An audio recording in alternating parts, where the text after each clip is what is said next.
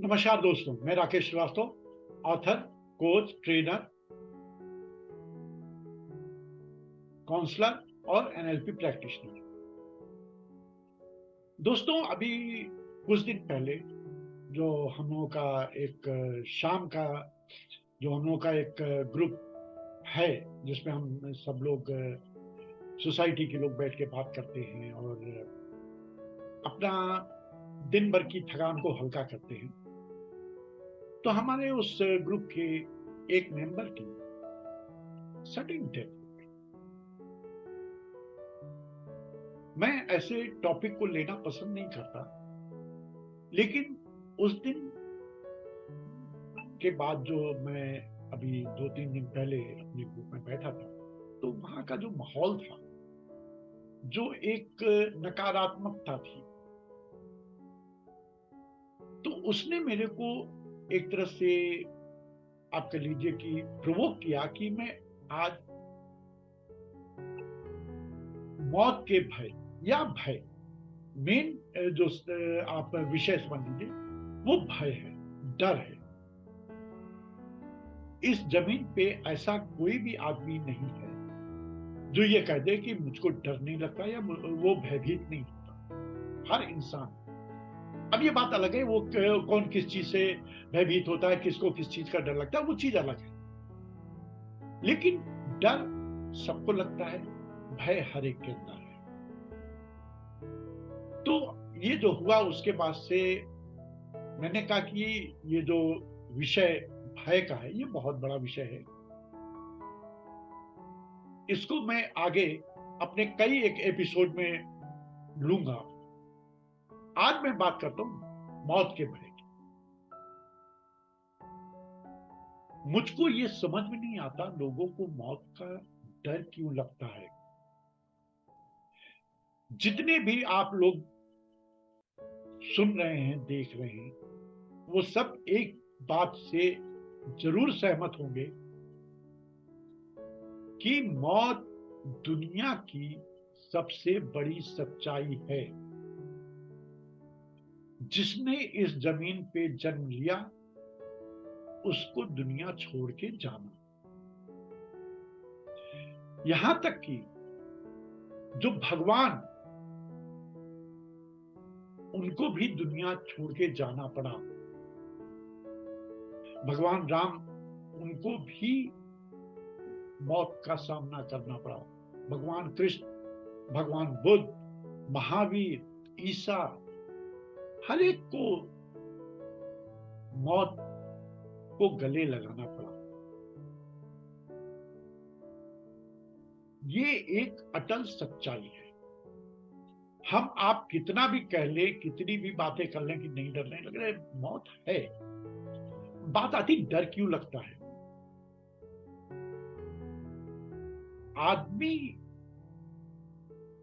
किसी से बात पूछिए, मेरे बाद इनका क्या होगा, मेरे बाद उनका क्या होगा, मेरे बाद ये क्या करेंगे, मेरे बाद वो क्या करेंगे। आप एक चीज बताइए, जितने भी हम लोग हैं, उनमें से किसी न किसी के पिता ने दुनिया छोड़ी। क्या उनके जाने के बाद उस शख्स के, उस व्यक्ति के जीवन का प्रवाह रुक गया? क्या उसने सारे काम काज छोड़ दिए? आप लोग कहेंगे किसी ने भी नहीं।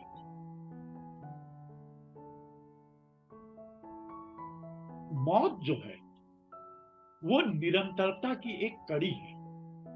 हमारी जिंदगी जो है वो एक निरंतरता में है, वो रुकी हुई नहीं है।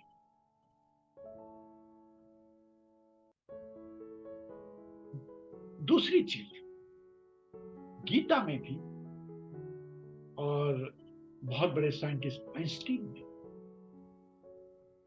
ने एक फॉर्मूला दिया, E equal to mc square. Energy is equal to mass conversion. भगवान कृष्ण ने, अच्छा, आइंस्टीन ने बोला एनर्जी इस यूनिवर्स में जितनी है वो फिक्स है। एनर्जी न बढ़ सकती है, न घटाई जा सकती है, न कम की जा सकती है। मतलब एनर्जी के साथ आप कुछ भी नहीं कर सकते। एनर्जी जितनी है उतनी रहेगी। आप इसको किसी भी तरह से नष्ट या कम नहीं कर सकते। हाँ, इसके फॉर्म को आप चेंज कर सकते हैं। यही बात गीता में भगवान कृष्ण ने बोली कि उन्होंने आत्मा, एनर्जी नहीं, उन्होंने आत्मा लिया। आत्मा अजर अमर है, न इसको भिगोया जा सकता है, न सुखाया जा सकता है, न जलाया जा सकता है, न काटा जा सकता है, नष्ट नहीं किया जा सकता। आत्मा शरीर परिवर्तित करती है। आज आदमी कभी भी अपने लिए नहीं डरता कि मर गए तो हमारा क्या होगा। आप किसी से पूछिए, कोई ये नहीं बोलेगा, ये नहीं कहेगा कि अगर हम मर गए तो मेरा क्या। अरे भाई, जब आप मर गए तो आपको तो पता ही नहीं चलेगा। आपके अपने ही आपके शरीर को आग लगाएंगे, आपको एहसास तक नहीं होगा। ऐसे जब हम सांस ले रहे हैं, मौत क्या है? सांस का आना जाना बंद, वही मौत है। आज हम सांस ले रहे हैं, एक गर्म चाय का कप हमारे हाथ से अगर टच हो जाता है, चौंक जाते हैं। और यहां हमारे शरीर को आग लगा दी जाती है, हमको एहसास तक नहीं होता। तो किस चीज का डर? मैंने अपने जीवन में बहुत सारे ऐसे लोगों से मिला हूं, बहुत सारे लोगों की जिंदगी देखी है कि वो जब तक उनके पिताजी थे, उनकी जिंदगी बड़ी संकुचित थी। लेकिन उनकी पिताजी की मौत के बाद पूरे परिवार का कायाकल्प हो गया, अपसाइड डाउन। जो किसी तरह से जिंदगी गुजारा करते थे, आज उस परिवार के सारे भाई मिलियनर हो गए। तो जिनके लिए आप डरते हो, जिनके लिए आप सोचते हो, उनके लिए यूनिवर्स ने, भगवान ने अपना प्लान बना के रखा हुआ है। तो आप उनके लिए कभी मत सोचिए। बस ये है, आप एक तरह से कहते नहीं कि मौत क्या है, it's just like a festival. आप तैयार रहिए, कभी भी बुलावा आ सकता है। ये कोई जरूरी नहीं कि ये उम्र ज्यादा हो गई, ये चोट लग गई, एक्सीडेंट, बहाने बहुत सारे होते हैं। कुछ बच्चे जो पैदा होते ही दम तोड़ देते हैं, आप क्या कहेंगे उनके लिए? तो मौत न उम्र देखती है, न शरीर देखती है, कुछ नहीं देखती है। हमारी जितनी सांसें हैं, जब हम जन्म लेते हैं तो हमारे जो जीवन का जो एक पासबुक होता है, उसमें भगवान गिनती की सांसें वो एंट्री करके भेज देता है कि भाई इस शख्स को आज जमीन पे जाना है और उसकी इतनी, इतने करोड़, इतने लाख, व्हाटएवर सांसें हैं। जैसे हम बैंक में पासबुक एंट्री कराने जाते हैं, तो वो बैंक पासबुक में वो पिछली सारी एंट्री कर दे, तो भाई आपने इतने दिन पैसे निकाले, इतने दिन ये जमा किए, ये ऐसे हुआ, वैसे हुआ, आज आपका बैलेंस ये है। तो डेली आपकी सांसों का बैलेंस कम होता जाता है, क्योंकि आप सांस ले रहे हैं। वो जो आपका ओपनिंग अकाउंट है सांसों का, जिस दिन खत्म होगा उस दिन आपकी मौत आएगी। तो मौत से डरिए नहीं, अपनी जिंदगी एंजॉय करिए, क्योंकि जिंदगी दोबारा नहीं मिलेगी। ये सच है कि हमारी आत्मा जो है वो शरीर बदलती है, लेकिन क्या कोई ये बता सकता कि हम अपने पिछले जन्म में क्या थे, या उसके पिछले जन्म में क्या थे, या अगले जन्म में क्या होने जा रहे हैं? तो जब हमको कुछ भी नहीं मालूम, तो हम अभी को एंजॉय करें। दूसरी चीज, हम शरीर हमारा जो है वो हमने बताया ना कि भगवान कृष्ण ने बोला कि आत्मा अपना शरीर परिवर्तन करती है, एनर्जी फॉर्म चेंज करती है। हम लोगों की कहा जाता है कि हमारा जो शरीर है वो 5 तत्वों से बना है, क्षिति जल पावक गगन समीर। जब चिता में आग लगाई जाती है तो ये पांचों तत्व इसी यूनिवर्स में विलीन हो जाते हैं। राख जमीन में मिल जाती है, पानी इवापोरेट हो जाता है, हवा में कुछ जो सुगंध है वो हवा में चली जाती है। तो हमारा जो भी एग्जिस्टेंस, जो भी वजूद है वो यही इसी यूनिवर्स में रहता है, कुछ भी कहीं नहीं जाता।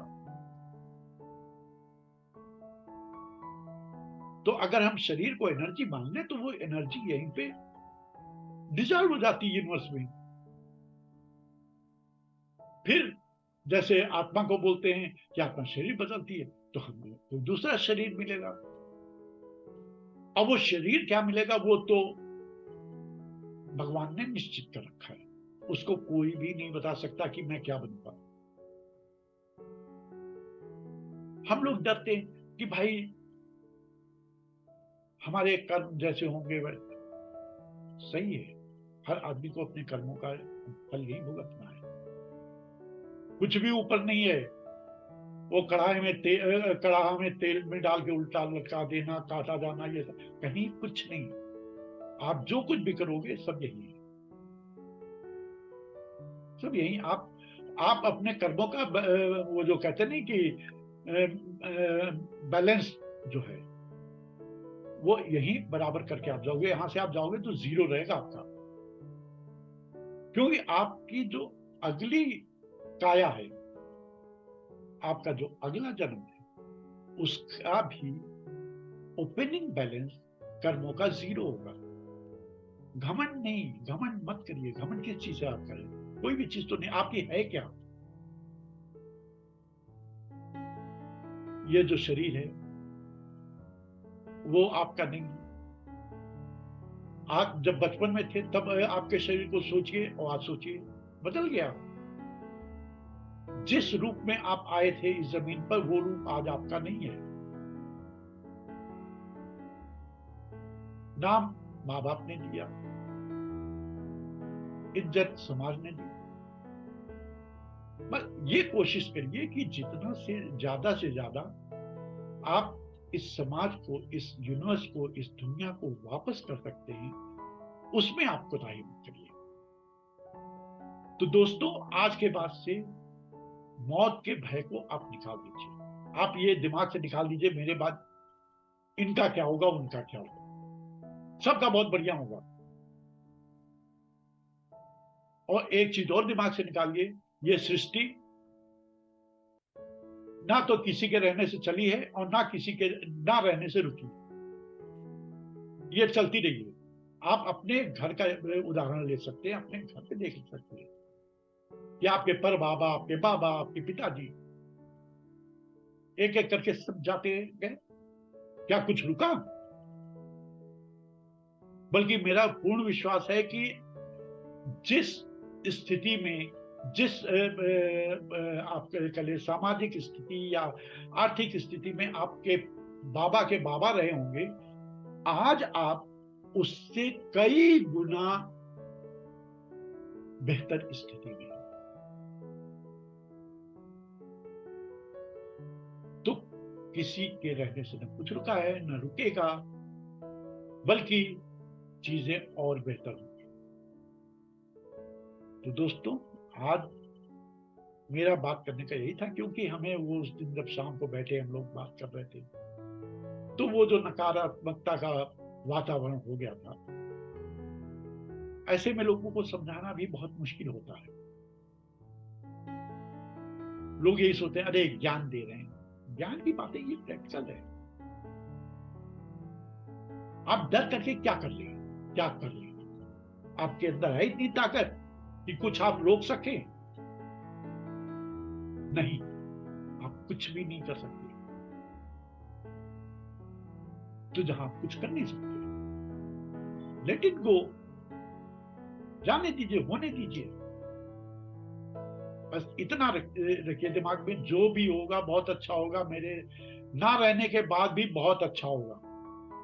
तो दोस्तों, अंत में एक बार फिर मैं आप सबसे अनुरोध करता हूं कि आप मेरे इस YouTube चैनल को सब्सक्राइब करके बेल बटन पे ऑल को क्लिक करके और इस वीडियो को लाइक और ज्यादा से ज्यादा शेयर करें। पता नहीं किसको इस वीडियो की जरूरत है, मैं नहीं जानता।